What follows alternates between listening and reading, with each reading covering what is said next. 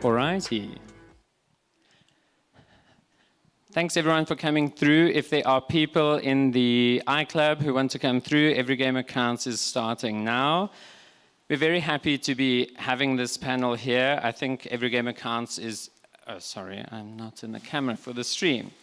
Every Gamer Counts, I think, is a really important project that's been developed by the German Federal Office and the Goethe Institute in Romania and South Africa.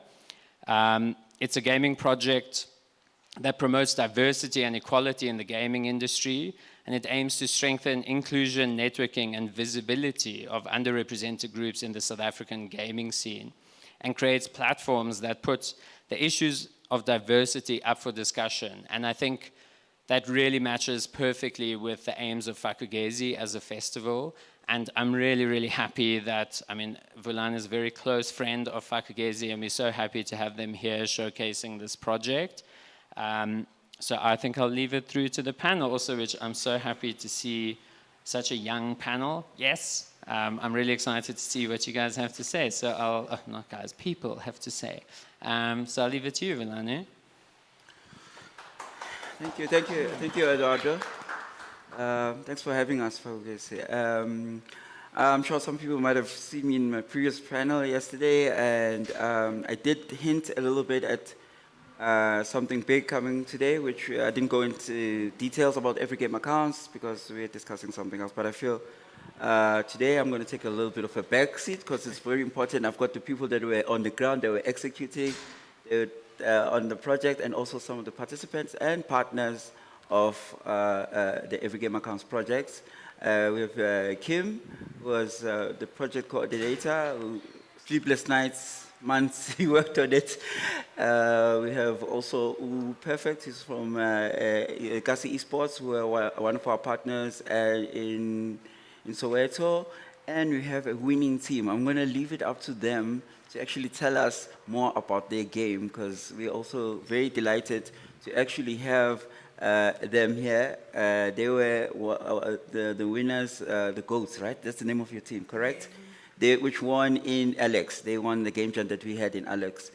So without further ado, I think I need to speak less. I'll hand over to Kim to take over. Yes, Kim?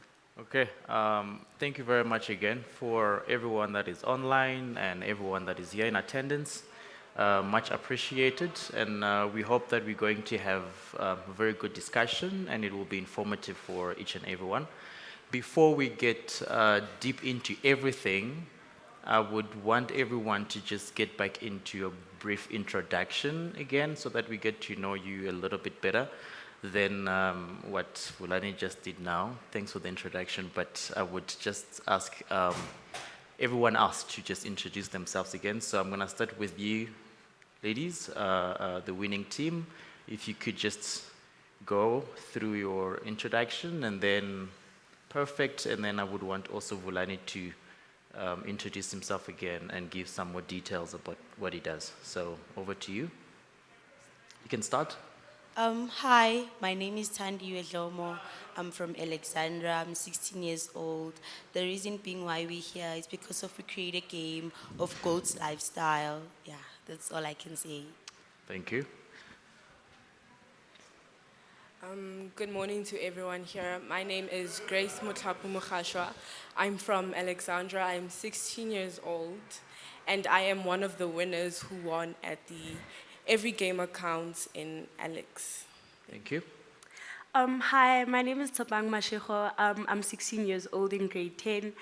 I'm here because my team and I won a game jam in Alexandra. Yeah, that's all I can say. All right. Perfect. Okay, I'm Perfect. I am from Fakugesi Esports. We are an esports and gaming lifestyle brand, and we're also one of the partners of the Every Game Accounts initiative, the guys from Gothia. Okay, and then Vulani, please, clearly for the audience. Vulani Mthembu, Game Boss Curator, and also Innovation Officer for the Goethe Institute for the Sub-Saharan region. And I'm just happy to be here and seeing this, something that we had years in planning come to fruition. And we're happy to be at the Fakugesi, and thanks for everyone for joining us. Okay, and lastly, so I'm Kim, for those that do not know me here and there, and I am, well, I think it's still ongoing, right? I can still say that I am the project coordinator of the Every Gamer Counts project, and yeah, I've been involved with Vulani in this project from quite the beginning of it, and it was a very good experience, which we will take you guys through briefly in terms of how it started and then how we got to be where we are now. So the project started a few months ago, and what was very key to this project is the fact that we had, despite the sleepless night with Vulani in trying to sort out how this project would actually unfold, we had to think heavily on how to have everyone included, to have a project that is inclusive of each and every representations, and make sure that the project has enough meat, if I can put it that way, to be successful. So the project then started. We had to go to 3 specific townships, and we had to have a game jam.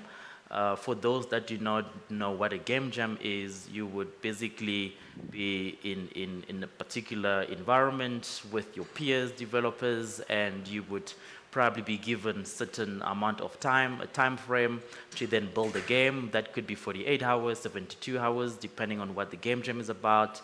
And you just go with a theme provided to you. You just go and build stuff, and you just build games that will then be meaningful, or games that you would then be doing based on the theme. This particular theme that we had for this time around was diversity. And with the diversity team, we then had people at the specific townships to then build games, and we had to split this particular project into 2. So for each game jams, we had to be there on a Saturday and on a Sunday, and we split the Saturday to be very much of a learning time and informative time, and the rest of the Saturday all the way through to the Sunday was just building games and making sure that we had people learning and building at the same time. We went to Soweto as the first one, and the second one was in Alexandra, and then the last one was in Mabopane. And I would like to be very clear and ensure everyone in the audience understands that this is something that has not been done before, in terms of getting into townships and providing that kind of learning into townships and allowing them to compete and allowing them to build games. And when we finalized the report, we got to realize the number of people that came to the game jam with no prior knowledge into gaming. But the biggest aspect that we found that was interesting there was that they had a very big interest in learning and in building these games. And that's what was, the most important thing, if I can put it that way, in terms of the participation that we had. So to that, I will then want to quickly ask Vulani, what was your perspective when we went through the different townships and the audience that we ended up having and the way everything was structured? What did you perceive from all of that? Thanks, Kim. It is so unusual us interviewing each other. I know.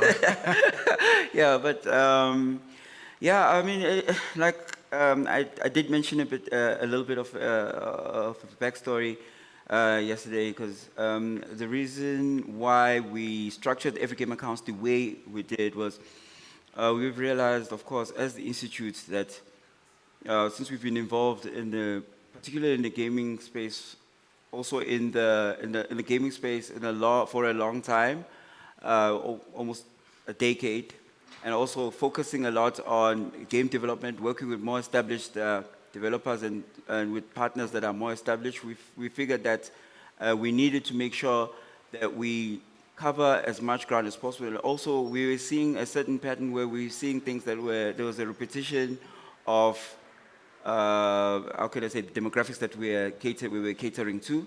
And then we realized, you know what, we need to make sure that, because if we keep, like, we do have a, the institute is based in, the headquarters for the institute in the region is based in Rosebank, but we realized that, if you keep having programs in spaces such as, of course, Simalong and Rosebank, some people, some groups cannot afford to come to places like that, so we need to go out to the townships. That's what one of the reasons why we went out. But we also realized it was going to be a bit of a challenge, and we were not expecting what we got. But we were pleasantly surprised. But the challenge was more than we anticipated. All right, I must say we did bite a bit more than we could chew, but there was a lot of learnings that we encountered in the various townships. So I must say that we are quite happy with the turnout and how people received it. I know in some of the townships it was the first time they had ever even experienced the game jam before. It was something they had not, had an idea of, or it wasn't even a viable career choice for them to consider. So when we went out there, they were quite, it was met with a lot of enthusiasm. And particularly in some townships, for example, where in Soweto, for example, where we had Fakugesi Esports, which already had an esports, because also every game accounts it's sort of like it's a two-pronged approach, where we are trying to cover as broad as possible the spectrum of all the careers you can participate in if you are in the gaming industry, meaning from game development all the way to esports and everything in between, shoutcasting, streaming, everything. So, and then that's why we had to partner with someone who was already based in the township as well, which was where Fakugesi Esports came in. But also additionally, this was also where we did understand that the challenges we're trying to highlight of certain demographics, which is African women in gaming, which is marginalized groups, which is such as people with disabilities, non-binary people, and so forth. We realized that it doesn't only apply to just access of knowing and having a safe space to be participants in the gaming community, but it also it doesn't only speak to people who are maybe at a beginner level or haven't been exposed, but it also does exist a lot, some of those challenges in the gaming scene, in the industry, to some people who have been fortunate enough to even, of those demographics, who've been fortunate enough to make it to the industry, but they're still experiencing some of these issues within the industry. So we decided then to have the game jams and some of the esports tournaments in the township, but then have also panel discussions which are strictly focusing on more established practitioners in the gaming space. So like I said, it was quite a very ambitious project, but it went quite well, I must say. I mean, we had some very interesting results, which we will speak on a bit later on, of course. Okay, so to the challenges that we had when we started with the game jam and the program, we needed to work with partners, and those partners needed to assist us. So the plan was, we have our structure plan, and we then work with partners who are within the specific townships, who are active within the specific townships, so that they can activate. So there was a key aspect of having a strong activation within the townships to ensure that we actually get to the people that we needed to target. And all of that is also stated clearly in the report, which will be made available. But one thing that we need to highlight is that we wouldn't have been able to do this only by only having the Goethe Institute of Vulani and Nissa, who is not around, which we thank for all the work that she had done. And just by myself, we needed to ensure that we work with specific key partners, and I'm calling them partners as well because they played quite a big role. And in working with that, we obviously had venue partners, and Perfect will actually speak a little bit on the partnership that we had with them. But we also had key facilitators, and those facilitators were important to also the work we had to do, because they were highlighting and showing to the people on the grounds that it is possible with the people that are actually coming to them. So we had 2 studios, local studios, which is South Game Studios, which is actually based here at Timolohong. And it is a studio that is comprised of female. And that was already important so that we can contextualize what we're trying to do. And when we go out there, we ensure that people are seeing who are doing what we want them to also do, and then they get to connect and understand that it's doable. One of the key aspects with that especially is when we speak with different people in the gaming industry, they have different reactions. They have different reasons to why they do not connect. And if you then present a set of mentors that a girl can be comfortable to go to and then engage if she needs assistance with whatever, it becomes a lot easier for them to engage versus maybe the barriers that would have happened if it was only a set of male that were there trying to mentor them. Because there are realities. There are issues where you found people being introduced to an industry and they come in there with the love of that particular industry and making things. And because of whatever personal reasons, you then find that there is probably, or there are proposals that are made to the particular other individual. And those proposals can literally deter the course of that particular individual to continue what they wanted to do. And those are some of the discussions that you would have when you speak to, female developers and all of that, and understand what could be some of the reasons why you have this interest and then you turn out to actually let go of it. So all those things, creating an environment where we have South Game Studios that can actually be opened to mentor them, I believe would be a lot better than them trying to come to me and then having some of those gender barriers that might actually happen. Then on the other side, we also had Space Salad as a local gaming studio. Ironically, there is 100% male, and this other side was 100% female. But there it's also a young set of guys, very energetic, kids that are very interested in building and doing what they're doing, and their content touches to the context within the country and the continent. And that is also another good, representation to say that, in this team, this entire team has got a developer, they've got an animator, they've got a graphics person, they've got a guy that does the music and the sound, and they were able to then engage with each particular individual respective to what the interest would have been within the team. So I wanted to ensure that we understand that and we speak about those particular facilitators, teams that worked with us to ensure that we are exposing people to local developers and local companies. Then moving to the partnership, key partnerships that we had to have were the venue partnerships, as well as, I would say, one of the most interesting one, which was in Soweto, and we had a little mini esports section that happened in there.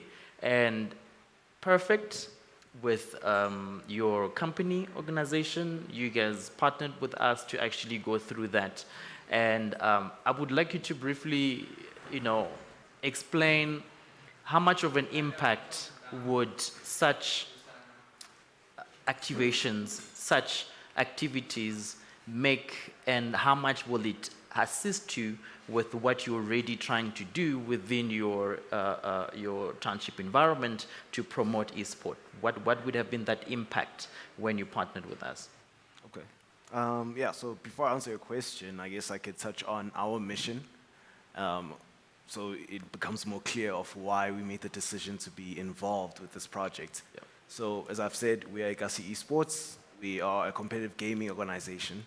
And one of our missions is to build one of the biggest esports and gaming lifestyle brands. But while doing that, we want to also increase the exposure of esports and gaming, not just to everyone, but also having a key focus in the township areas. That's why we have a lot of activity within townships, not just only in Soweto, but we've had activities in townships in Springs, like in Guatemala, for example. So with that said, when Vulani hit me up and was like, yo, we're doing this game jam in the townships, do you guys want to jump in? I was like, yeah, why are you asking? You know what you do. because gaming and esports is still fairly new to a lot of people in the country, and not a lot of people are aware of esports and gaming. I mean, we discovered that when we jumped in. So when we tell people what we do, we have to like give them a whole sit down, sort of like this kind of setup, to explain what it is. So with programs like Every Gamer Counts, it helps provide that, that initial entry point for a lot of people.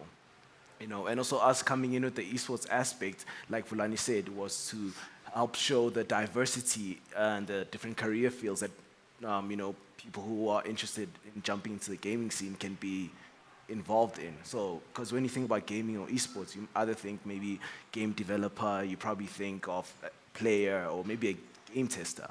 But then there's a bunch of things in the background. Like you've mentioned, in Space Salad Studio, they have music producers who make the sounds that go into these games. You have the graphic designers who create all the designs. You have the animators who animate, the programmers who program. So it's a wide, variety of options that you have. So with like I said, Every Gamer Counts just helps bring that initial introduction and that exposure, which is very important because we don't have that much exposure, especially in the townships. Everyone is playing games, but not a lot of people know of the esports side. They don't know of ways to make it a career. We have had like a lot of talented people, because we also host tournaments. Like we have tournaments that we've hosted in the past. And we have had one of the guys who came from, was this Mamelodi, in Soshanguve, in Pretoria. He came all the way down here to compete in one of our tournaments for FIFA, right? And he did so well that he got picked up by the Orlando Pirates esports team, right? So that was, he had already had an idea of it, but he found us on social media, heard we were doing a tournament. He came down, he played in the tournament, did well, he won, and then he got picked up by one of the biggest, other bigger brands in the esports scene. Okay. Yeah. No, that's probably one of the beauty about this particular project is the fact that we managed to do what one would call like soft skills and hard skills and whatever other skills, and then we managed to put it in together, and that becomes a very transdisciplinary approach in how you tackle all these challenges within our societies. And we went on to these specific townships, providing them with options to become marketable and also to become entrepreneurs. So that is, if that does not add into the economy of the country, then I don't know what would, because it's literally a way to go on there and then tell someone that you've got this passion of playing, it seems like you've got skills, you spend enough time in playing, and look, there is actually an esport, company that could get you into earning something. So sometimes people will be thinking about probably the $1 million that the people win when they play these big esports. But when you actually look at a socio-economical aspect, and then you think how much could make a difference in a particular space, and if that, let me just use an example of the grant money that is given. If that makes a difference to one particular household, and then you are able to still get that grant value money through playing something because one of the kids is, then you definitely having double that money, and then that should definitely contribute into a particular household economy, and that is very important. So with that, you then open up for, listen, you can play, but you can also make what you actually like. And if you provide that opportunity to people who would have never thought that they could actually do that, then you are opening their eyes to the necessary knowledge that will get them to what they need to actually get. And that is very important. So we would really want to see a lot more of these and ensure that you are providing opportunities to each and everyone. Going through that, we had the partners, and one of the important things was also that we provided certificate of participation to the attendees, and you had to go through the 2 days for you to actually get that particular certificate. And we were pleased. I hope that you guys still have your certificate and it's still something that you are holding proudly. And after getting the certificate, then you would then provide also specific gifts to the winning team. And that's how we basically concluded our sessions. And now getting to the winning teams, we had a winning team in Soweto. And in Soweto, the winning team was very surprising because it was, first of all, comprised of, I think 80% were under the age of 18 in that team. And then we had a captain in the team who was female, very interesting person, and that person ended up coming also to Alexandra because it's something that she seemed to, wanted to just be doing, coming with us, and we didn't mind, so she came with us to Alexandra as well, and she came also to Mabopane. So there was definitely an impact for her to want to come and continue learning. And when we then went to Alexandra, we then had these amazing women who are also under the age of 18, and the winning team. And when we went to Mabopane, it was again a very young team that ended up winning there. So some of the criteria to understand why they won was understanding that when we went onto this project, we did not know the skills of the participant. And that was very difficult. It's usually easy when you get into a particular environment and you know that all of these ones are lawyers. So if I lie to them about tech, they won't know, it's fine. But we didn't know. So we had to train them, which is the skilling part of things. So you skill them, upskill them. Then you then go into having them, which would basically work like a school kind of type of environment where you teach them and then you kind of assess them, but in a very rapid way, in a very fun way. And with that, we realized that what was coming out to be very outstanding were the concepts and the ideas and the stories that they wanted to tell, which were very specific. In Alexandra, we had one game where the game concept were about rats, right? So if anyone in the audience knows what they speak about Alexandra and the rats, you would know, right? But you only need to live long enough in Alexandra to actually turn that sad story into something that can be creative. With that seeming like you're offending anyone else. For anyone else that is from outside, might sound like, you're teasing. But that was their story, where it was about rats, and then they got assisted to have a rat in the game, and that rat was the main... You play as the rat. Yeah, you play as a rat, basically. Yeah. So in Alexandra, in the streets of Alexandra. In the streets of Alexandra. So that was very interesting. and I mean, you do not get such stories if you don't go to where the stories can actually emanate from. And that is what we actually had to do. We're going to those places. And then we went, we then got to the point where we've got these amazing ladies that we thought it was very useful to have them onto the panel to ensure that they come and share their knowledge.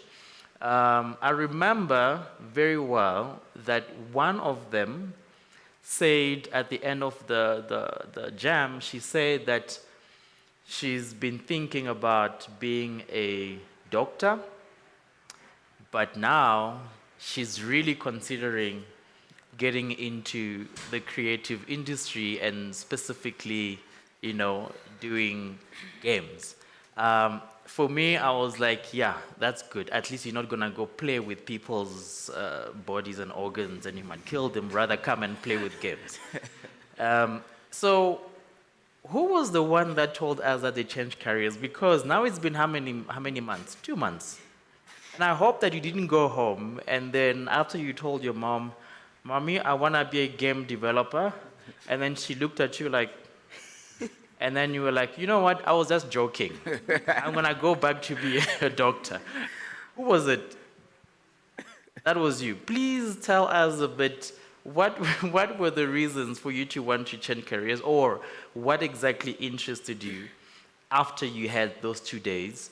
And how did mom feel about the gift and you coming out first, after the session? The reason being why I decided to like be a gamer, like, cause I didn't have, I thought about it since I don't have my third career, like I haven't decided about it yet. So I was like, yo, creating games, it's fun, it's nice, you're gaining knowledge, like it's not just, you're not only just playing games, but there's something that you're learning. So I was like, you know what, Mamji, I, she didn't have a problem at all because she was like, since you like it, then you can go for it. My mom is not that judgmental.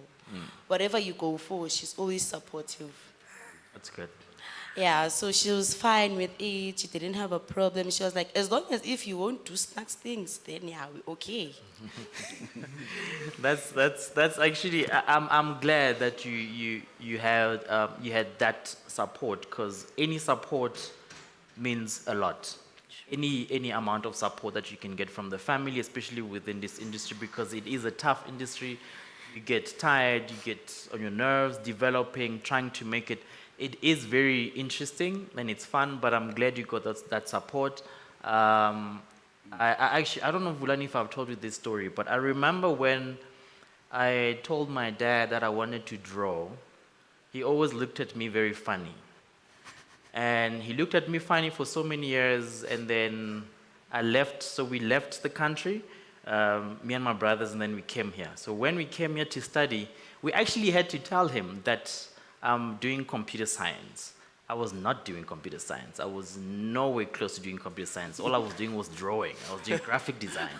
So we told him computer science. And then this one time he comes, and then he's like, I want to see the stuff that you do. And all I had were drawings. Now I'm like, you know what, I left all the stuff at school, so I can't show you much stuff. But he got very excited this one time when I told him, oh, by the way, you know what, I'm actually going to Germany. And I was like, what are you going? They didn't ask us for money for tickets, for anything. I'm like, no, you see those drawings that you were talking about? Yeah, I'm going there because I was drawing. So sometimes when you show them these things, they get to kind of, connect a bit more. And I'm glad that when you came in there, you won, and you're still getting that support. So it's very good to still get that support, because that's what we need. And that's why we came also into those places. And to add on to that, we actually we had parents. We actually had some parents that came and brought their kids at the game jam. And they waited for the 2 days. They were there, and then they supported the kids. And that is what we really want, because we know what some of the stories are told when it comes to, black families or black parents, if I can put it that way, within what you choose and what you would want to do. Then one of the winning ladies here had a lot of tears. Oh no, it was you, sorry. I didn't mean to expose you. So the other one, I would also want you to try and just elaborate a little bit more, or tell us a bit on the career that you wanted to do, and then how you find yourself at the game jam, and what happened ever since the game jam. I wanted to actually take OBGYN, which is obstetrics gynecologist, which is the medicine. So then after participating in the game jam, that's when I was like, I could take this, But then I was like confused in a way, because my brother is a web developer. So I would see his screen, JavaScript, I'm like, I know, this is too much. But after participating in the Every Game account, I thought about it. I'm like, maybe 50-50, I might take it. I think the 50-50 is what is very important, right? We need to be realistic. We're very happy that if you don't necessarily take it, the bigger impact would be that you can tell someone else about it. And then you can start sharing. And if you don't take it, at least you know that when your kids decide to take it, when you have kids, then you can allow them to do it. So that is what is also very important. Am I right, Vulani? That information and you being able Yeah. to share it with others. Yeah. Then you. So you smiled a lot. You were very happy. You got your certificate. You got your gift when you won, and you had a long speech. I'm not gonna ask you to make that long speech now. I just want you to please explain to us what was your game about. How did you guys work together as a team? What inspired you guys to come up with that concept for your game? Okay, so initially the game we ended up with was not the game that we started with. It was not what we thought about at first. But then as we put our heads together, we were like, okay, they want, the theme is diversity. So what can we do that's diverse and educational? I feel like a game is better if it's teaching you something. So we chose to come up with a game about a young girl of color who was trying to make her journey as a musician, but then along the path of getting to her ending point as in like being a musician and being famous, she had to go through a lot of trials and tribulations. And we wanted to like create the image of real life, if I can put it that way. Like in life, there's always challenges, there's always things that you need to watch out for. So it's basically a game to educate young kids who are looking to be big and famous, not even kids who are looking to be in the music industry, just anything in general. Like if they want to make it, they should learn how to dodge the bad things, because life will always come with bad things. And you need, as a person, you need to learn, okay, we take this, we don't take this, we move from this, we learn from this, So yeah, basically that's what our game was about. And I was really hoping that we could finish off our game, because not everybody has the privilege to have, parents or friends that tell them about how life comes with influences and how those influences can really take a toll on you. So we just wanted it to be a game, because every kid plays games, even if it's that one kid who plays the game once when they go to whoever's house, when they see this person, at least they'd have the chance, to learn something and to pick up something from the game. Because like I said, especially kids like from townships and rural areas, they don't really have the opportunities that the rest of us have. So I wanted this game, we wanted this game to be a teaching game for kids about life, and yeah. Additionally, sorry, Kim, to cut you there. Thank you for that anecdote. It was really. There's something also that you said that that blew my mind, because this also speaks to storytelling part, like how they integrated. This is, if I'm not mistaken, before the game jam, you were not exposed to game design or anything as such. But the ideas, the mechanics around the game and how you build it was very fascinating to us. And that's what made, also made us very happy that we realized, hey, we had made the right decision of actually going out. And this is why projects like this do need to exist, where we go out to people who don't usually get the access to this sort of information, because also you get different ways and concepts and ideas and prototypes around game design, which are not usually, which you don't usually get if you get like formal training or you go through the same institutions that some of us go through. Now, what was very fascinating about the game, one of the core mechanics, of course, in the game, you fail, right? If you do something and then maybe you go take a wrong decision, like in their game, if you take the wrong decision as you're leveling up and becoming, what was the last? You become the GOAT there. What is it? What's the highest level of your game? She's gonna be a superstar. She's gonna be a superstar. So if you fail, of course, what do you do then about it? You restart, right? Yeah. You restart and then you do it again. But they're using the restart button as an analogy of life. Like if you fail in something in life, you go at it again.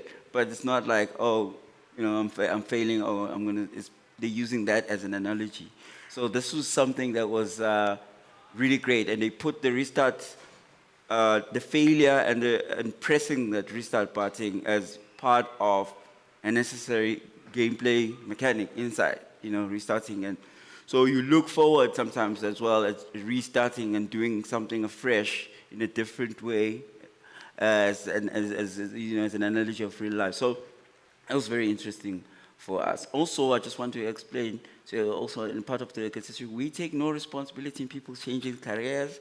It is totally up to them if they want to change careers. But I mean, we were really, really excited to find that people were engaging and showing enthusiasm on this. And also, okay, maybe you can also just touch on like how many games came and how many people participated. Because there was like in terms of the game jam part, there was over 4 different game jams that we executed, and on average, I believe it was like 5 or more games sometimes that were coming out of those events. All brilliant ideas, like the Amaroto game, and there was one about the Spoko, witchcraft, and things like that in Mabopane. It was just crazy ideas. All of them great concepts. So this, like we mentioned earlier, this is just one of the teams because we couldn't bring everyone, but there was quite a lot of participation from quite a lot of people. So this was just from the team that won in the Alex game jam. Yeah. So we had, at the end, we ended up having games and prototypes. We ended up having 14 of them across the 3 township game jam that we had, including the last game jam we had at the Goethe Institute. And that game jam was mostly looking at all the prototypes that the previous game jams have produced. And those participants for that game jam will then look at which one they would want to get their inspiration from and then build a little bit further.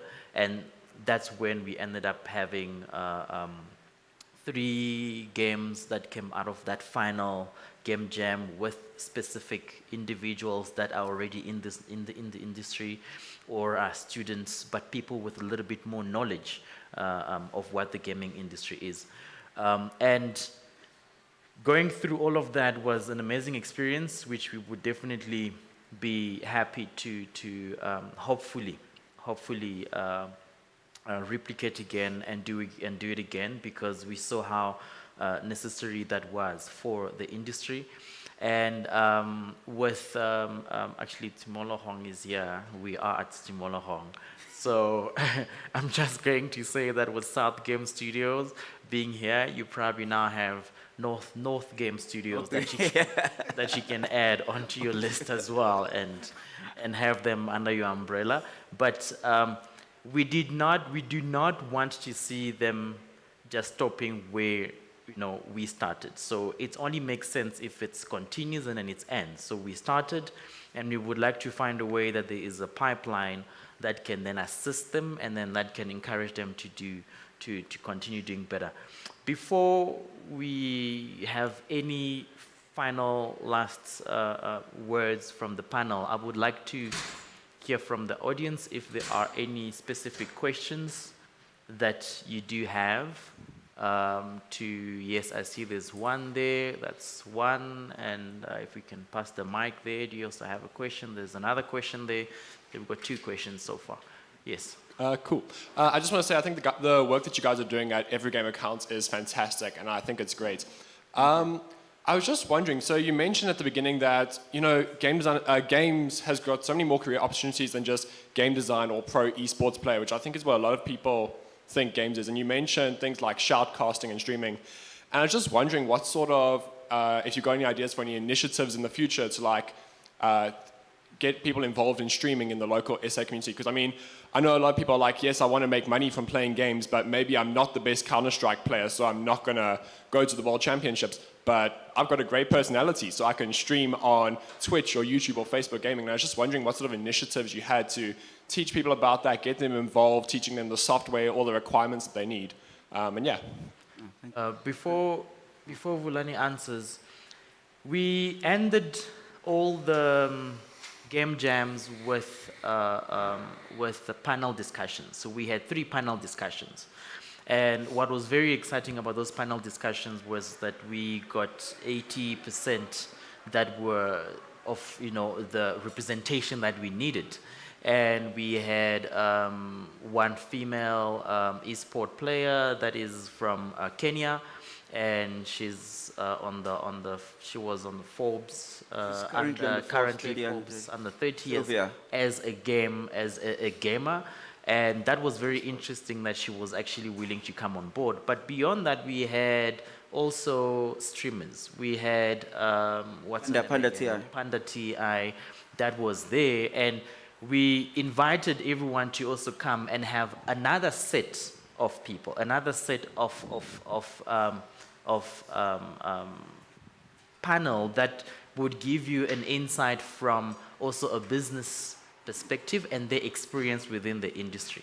So there was a broader discussion there which touches now beyond just playing and making games to all those other aspects. We had the guys from Nyamakop that were also there, and it was very informative. Free Lives as well. That it was very informative there for them to come and share their particular knowledge. But in terms of the future of what exactly the project is, I think I'm going to direct it to Bulani to answer to that. Yeah, thank you. Just also to add before I respond to your question, yeah, it was very difficult as well, but we tried to stick to our sort of mandate that we set for ourselves to just make sure that we really push and make sure that, like in the overall project, it was quite unique in the sense of that even for projects that we have done before, this project we had set to have a certain percentage of the demographics we are trying to address as participants and as well as staff working in the project. And I'm happy to say we even exceeded that. It was 90% the staff. That's everything. That's everyone from health and safety officer on the ground, Black women that were working on this project, from health and safety officers, facilitators, to people that were assisting us on the ground, even on the panels that I'm talking about now. Right now, we had women as major, like from developers to streamers like Panda TI, from Sylvia, who's the current esports from Kenya. She's the current I think she's second champion currently, and we have. Everyone came on board and they were willing to assist us here. So the panel discussions were speaking to people like yourselves, where you have questions on how to make it. How do you go about it? Like from people, from the professionals themselves that have made it. But what's even more fascinating, not from your usual people that you'll see, Black women, non-binary people, they are really there, at the top of their game in those spaces. So that was great to even go that far and actually pull that off and see people you don't usually see even as shoutcasters, people you don't usually see as esports athletes. So speaking about the future, yeah, I mean, as a Fakugesi Institute, we're very invested in gaming as a whole, right? I think we're one of the first cultural institutes, even in South Africa, to take gaming seriously and fully invest in it, and just not as part of something else or put it with another industry and just take it as it is in its entirety and make and support projects around it. And we've been doing that for over close to a decade now, right? So we will still continue doing this. If not this project, but we are always supporting for example, we do have a game box that is based, we call it a game box, as part of the library, because we treat games, we believe that games have as much legitimacy as books, as literature, as DVDs, as all of these other forms of media. So in our library, we have a game box that is based there, and it's open to the public. It's part of the information department in the library space there, where we have VR, we have VR headsets, because we've also done a lot of work in that space as well. To a point where one of our projects, we've even hosted game jams in VR, because we also, when we transitioned from having, we used to have a project called Amaze Train Jam, some of you might know, where we got game developers to go on the train to Playtopia and Africa Games Week. But when the pandemic hit, we had to move it to VR. So we've been prototyping a lot of things that are usually when we, that they are not really out there, to just like explore as far as and just use technology as well to execute some projects that sometimes could be very difficult if we didn't have the technology. So we will be looking at in the future at other, how can I say, projects. They have to be interesting if there's a need for it as well. But like I said, we are open to the public. You can come in at any time to the institute, and you can just engage with the game box at the library. Thanks, Philani. Sorry Can I add something? Yeah, I just want to add on. Like, I mean, I think it's a great suggestion to have, you know, such programs set up in the future, because for the past couple of years, especially with the, you know, like more institutions introducing, like you guys introducing gaming as a whole to like the populace. I think it'll be important, I guess, later on in the future to establish maybe sort of niche mini programs to at least give people the initial exposure. Because, I mean, we do also get, like, in our DMs, we get people always asking, how do I be a streamer? What's next? Yeah, what's next? Like, how do I become a streamer? How do I become a pro gamer? But, like, if you have programs set up that bring people introduced to such, then it just, you know, helps make it easier for people to jump in. Because, I mean, you're seeing, like, celebs, like even Nasty C, he's now streaming on his YouTube channel, like, on a regular basis. You know, and some people might think, oh, maybe I need to be a famous artist with a lot of money to buy a lot of equipment. But if you can show people, okay, this is what you need to get started, and, you know, this is what, you know, it takes to be successful, then it just helps make it a bit more practical, in a sense. No, definitely. Yeah. We as an institute, like I said, definitely, well, you're right, Perfect. We're definitely invested in gaming and as an industry, and we will continue supporting. So, I mean, just follow our social media channels and everything. Like, check our website. There's always stuff. Also, we are open to, you know, ideas, like, you know, from the gaming community. Thank you, Vulani. Thanks for your question. We've got a question there. Hi everyone. Hello. Congratulations on this initiative. For me, I'm very passionate about development, and I think we need to ensure that there is continuity. We recently completed research that showed that a lot of talent leave the industry. How do you ensure that we retain the talent in the industry? What kind of support do you give them? I think from education, do you have any scholarship programs that you have? How do we also make sure that there's continuity and that they end up at some point as graduates or studio owners?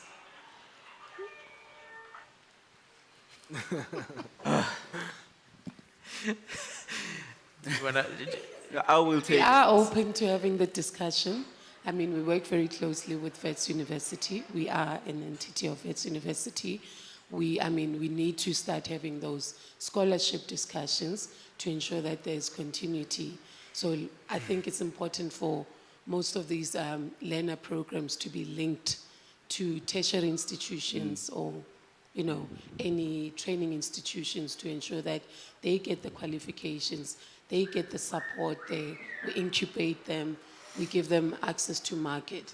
So as much as I'm asking a question, I'm also interested in making sure that there is continuity and we continue to support them all the way to when they become professionals. Yeah. I wanted to put the one that had his phone ringing on the spot so that he can answer because he distracted us when we were listening to your questions. So he's going to have to answer just as I briefly also give my short answer. What this particular organization, what Simolorong is doing, is already one of the key aspects to ensure that we get people staying, right? We get skills staying and maintained. But then what we then also be doing is making sure that we introduce them to what they have to do. And if you see, there is usually one of those here and there, and then there's that gap. So some of the aspects and some of the things that we need to do to ensure that we close that gap is something that is sustainable, something that is long-lived and not for short terms, for instance. Some of those things could be, for instance, when the structure in which we also sometimes incubate, the structure in which we want to set up accelerators. If we bring people from where they are, with their great ideas into a particular environment for a year program, and then we give them the best tools possible, the fastest internet ever, and then after the program is done, graduate, yeah, congratulations, and they have to go back to where half of those accessibilities are now cut down, it becomes difficult for anyone to just continue because now they're going back to where there's less of what they had when they were in that particular environment. So all those needs to be put in a clear pipeline, in my view, to ensure that if they're there, they are there to a point where they can sustain themselves properly, and then we can then take the next batch in. But if they get the necessary introduction through schools and these kind of programs, then we know that if they have to go to Tshimolohong or to any other places, they're going to get that long-term support as well. Thanks, Kim. Thank you so much. That's very important. But also, what is also great, because as a good institution, there's a unique position that we occupy, right? So, because as we know, there's multiple ways you can look at this if you want to take game development further, for example. So you can go the academic route, which we have a partnership with all the game design institutions, Wits, Vega, Tshimolohong, SAE, everybody. But we also are partnering with people like such as Feel Fabric, where if you are self-taught game design and you feel like, okay, you can take this on and you can just like be, take care of yourself and you can pick up things and you want to start your own studio, we have accelerator programs that can help assist you in that front, and you can actually be have an upstart and get a move on very quick in the industry, and also have accelerator and plug into an accelerator or an incubating program that will get you where you want to go. So you have the options as well. And also having, outdoors permanently, like having not like, because this was a part of a project, but it's based at an institution where we have the game box. It's there. The whole year, 365 days. Well, we close over December, but it's a physical institution. It's there. You can always come through if you need to find more information, if you need help, if you need assistance. There are options, and we ensure that people there's no hindrance in getting to us, so we can assist in any way we could be.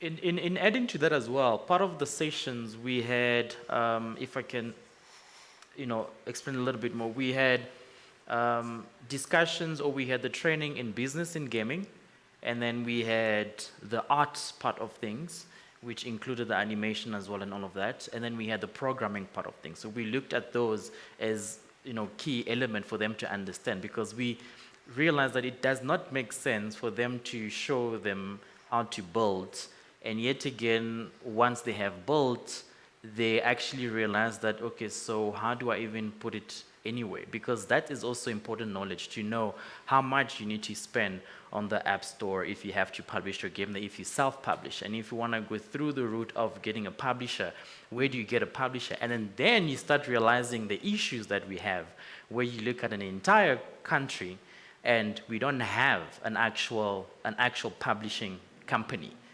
Then you're like, okay, so self-publishing, how do I then filter my way out to be top on the App Store and I'm there by myself? Whilst if conversations are set with people like Tshimolohong and your partners, when a publishing structure is set, you already know that the local market might be able to see these games if it goes through a pipeline that gives them access, because your partners, they're not going to be easy to just wake up and say, Telkom, can you please put my game on there? But if they say, Tshimolohong, can you please ask Telkom to put there, that becomes easy. So those pipelines are what we need to redefine, so that the current gaming companies or games that are made are getting that visibility. And once they see, then it becomes a lot easier. It was very funny that we spoke, one of the Nyamakop game, Semblance. Semblance, yeah. One of the sessions we had, we tell them Semblance, was South African, and some of the participants were like, no, it's not South African game, because it's never seen itself as a South African game, though it is a great game, but it's just the way it actually gets, comes from. So all of those are very important. If they knew that it's actually South African, there would be a lot more pride to actually say, hey, listen, that's our games. And they would be able to speak about it in a way of them also wanting to build the next semblance. You know, we want to have conversations where you don't necessarily speak about, I want to make the next FIFA, but I want to make the next semblance. I want to make the next Seasway. That those conversations will help, you know, have that viral conversation going around. Is there anyone that has got any further question? Any questions? No more questions? If there are no more questions, I would like to then, from my side, thank the audience, thank everyone online, everyone here for being here. Really appreciate it, but I would want to probably give 30 seconds last word to each and every one of them, 30 seconds, and then we can then wrap it up. I would want you guys who've been quiet to give you a 30 seconds. What do you have to say? And then Ulani, and then perfect, and we can close. Okay, Stefan will so start. the only thing I'd like to say is, yo. Okay. That's it. Yeah, guys, just if you ever go into gaming or whatever, just think about the greater cause. It's better to make a game that has a purpose, you know, that'll do something for someone's life. Yes, it can be fun, but let it do something for someone's life. And like, if you're not a gamer or you don't do gaming or you're not a game developer, try it out. It's actually pretty fun. Like, I actually find it as a form of therapy, like the editing, the graphics, because I'm actually a YouTuber, so I edit most of the time. Manje, yo. So like, editing games and designing them, like, it's a form of therapy for me. I don't know, because then you get to like put into a picture what is in your mind. Do you know what I mean? So like, if you ever stressed out or whatever, just try gaming. It's pretty, like, it's, yeah. Yeah. Thanks. That's all. With creating a game, I think that there's actually a lot of knowledge behind it. Besides the playing it, I feel like it's actually hard work just to get it done, because like, that day, these two were late and I was stressed, but it's okay. But we had a lot of fun though. Thank you. I would like to say thank you for everyone coming here and watching us talk. Maybe we might be talking nonsense, but you know what? Thank you guys for coming here and watching us and listening to us. Gaming is really a nice thing. That's why I decided to take it as my third career. So what I would like to say, even though we were late, but we still managed to win. Please. Because to be honest, no one thought we would win. We came later than everybody. By the time we got there, everyone was like halfway done with the game. And By the we time just we like- were starting the graphics, they were done playing it. I was like, yeah, it's not happening. But we made it happen, you know, because, yeah. But anyways, guys, it's fine. Do it. Amandla. Thank you very much. Perfect. No. I'd just like to say thank you to you guys, you know, for having such an initiative like set up. Like I say, like every time when we go around, we always speak about exposure, because it is important for it to grow the whole, you know, gaming scene and, you know, the whole gaming and esports industry. So yeah, shout out to y'all, and thank you for having us featured as one of your partners in, you know, such an awesome project. Thank you. Vulani, any last words? Messed up so much in this panel, I don't even want to talk now. But I'm so happy. This is why we did it. You know, this is why I spent all those countless nights. And also, additionally, after the game, the whole project was done, we were nominated. Actually, while the project was ongoing, we were nominated for Women in Games Global Awards. We were shortlisted for the top 5 globally. So yeah, in the UK. So that was great for diversity for our project. So I'm just, this is why we do what we do. I mean, you know, and I don't like projects that are also forced and it feels like you are trying to, you know, go for something that's really not there. This was organic. We went in blind. We didn't know what we were going to get, and we were so pleasantly surprised. And what you see here, this was the mood throughout the whole process. Of course, you know, when you're making games, there's frustration, people get frustrated and all that, but this was it, you know. It was just smiles all around, and it was beautiful. And we'd like to just thank Timo Long as well for just assisting us to highlight the project that we spent so much time on. And Kim, that's Okay, thank you very much. Thank you to all the partners and everyone. Really appreciate. Thank you, Eduardo, for this. And yeah, we are done. Thank you. That's it. Thank you. Right. Thanks, everyone. Well, I have no doubt that you won as a team because it's clear that you're bringing things from your mind into reality, and smart working is always more important than, well, hard working is important, but also smart working is important. So I'm very impressed by the way you're thinking. We'd really like to invite you to also then come to the showcase, which is in the iClub. You can't miss it. I mean, it's very good. Very good. Milani made sure of that. And there's lots of merch. I mean, a lot of the merch is already flown because it's really nice. So please go by, see what they're doing there, chat with them in person. They're really, yeah, you guys are great. You girls, you people. Yeah, we're so excited to have this here. Yeah, and Ikasi Sports is also there, so you can also like try out some e-gaming yourself. So please join us in the iClub. There's lots of other activities. Stay around. Yeah, lots of interactive things to do after this. Thanks, everyone. Thank you very much.